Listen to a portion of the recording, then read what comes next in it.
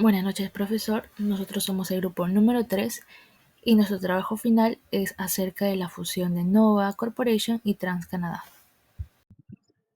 Nova Corporation es una empresa canadiense que fue fundada en el año de 1954. Esta empresa tiene como finalidad construir, disponer y explotar las instalaciones de recogida y transmisión de gas natural. Por otro lado, la empresa TransCanada fue fundada en el año de 1951. Durante los años 60, esta empresa decide agregar la extracción de gas natural como una de sus operaciones naturales. Fue durante el mes de enero del año de 1998 en el que la empresa Nova y TransCanada hicieron públicas sus intenciones de fusionarse siguiendo el método de agrupación de intereses. Este peculiar método llamó la atención de Bev McHugh, quien es una analista de inversiones de oleoductos y gasoductos. Ella indicó que esto le parecía extraño, ya que en vez de tomar el método estándar de compra para que se contabilice la fusión, optaron por un método poco convencional. En consecuencia, la analista se centró en determinar si la fusión de ambas empresas había sido reflejada y medida de forma correcta en los estados financieros. En sus primeras investigaciones, otorgó una vista general de ambas compañías y se descubrió que la fusión en cuestión había llevado años en discusión, pero no se llevaba a cabo. Finalmente, ambas empresas llegaron a un acuerdo de fusión y no una adquisición, ya que ambas empresas eran compatibles financieramente hablando. Ahora miremos este Vázquez y yo hablaré acerca del análisis vertical y horizontal. Para su análisis se han utilizado los estados individuales de cada empresa y los estados ya consolidados para la revisión y comprensión de las diferencias que pudieran existir. Sobre el análisis vertical en el estado de situación financiera se puede destacar que antes de la fusión, TransCanada superaba en valor de sus activos pasivos y el patrimonio de Nova. Aún así, ambas empresas coinciden en que su cuenta más relevante del activo es la de activo fijo, debiéndose esto probablemente al giro de negocio de estas. Algo que también se destaca es que Nova representa una cantidad de deuda a corto y largo plazo mínima a comparación de TransCanada, lo que puede significar que éstas tenían menos necesidad de utilizarse financiamiento para llevar a cabo sus operaciones.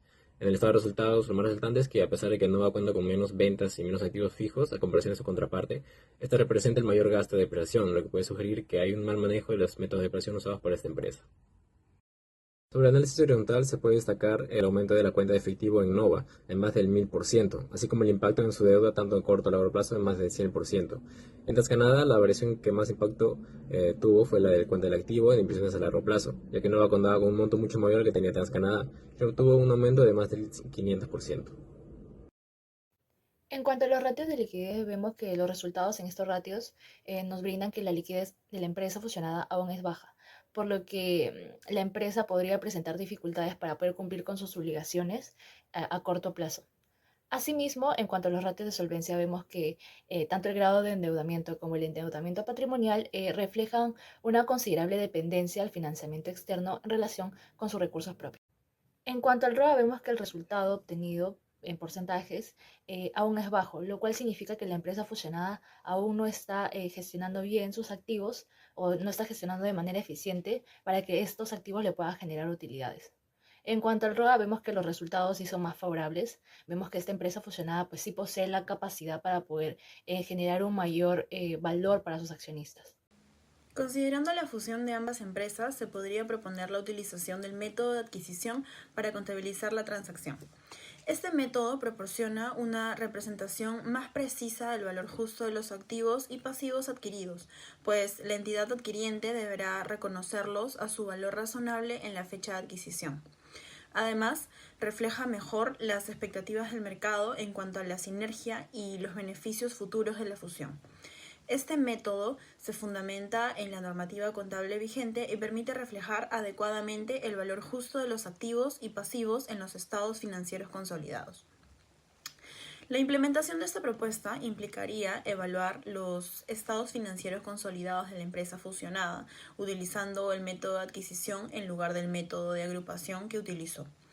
Esto significa ajustar los activos y pasivos de la empresa adquirida a los valores de mercado, asignando el exceso del precio de compra sobre el valor de mercado a un fondo de comercio. También se registraron los activos y pasivos de ambas empresas fusionadas a sus valores en libros a la fecha de la fusión, sin necesidad de ajustes adicionales en los estados financieros. Mi nombre es Maricielo Melgarejo y les voy a mencionar las normas contables que justifican nuestra propuesta. En la NIF 3 establece que todas las combinaciones de negocio deban contabilizarse utilizando el método de adquisición, pues esto garantizará una presentación más clara y precisa en la fusión de los estados financieros consolidados. En la NIF 28, según esta norma, se debe evaluar si la empresa fusionada tiene control, influencia significativa o se clasifica como asociada. En la NIF 27, su aplicación asegura la correcta consolidación de los estados financieros de la empresa fusionada, incluyendo la eliminación de cualquier transacción entre las partes fusionadas para evitar la doble contabilización. En la NIC 24, de acuerdo a esta NIC, se requerirá la divulgación de todas las transacciones significativas entre las partes relacionadas para asegurar la transparencia y la claridad en los informes financieros post-fusión. Por último, en la NIF 12, según esta norma, es necesaria una revelación detallada sobre la naturaleza de la fusión, los riesgos asociados y los efectos financieros de la combinación de negocios. Asimismo, se deberá incluir información sobre cómo la fusión afecta a la estructura financiera, el rendimiento y los riesgos de la nueva entidad fusionada. Gracias.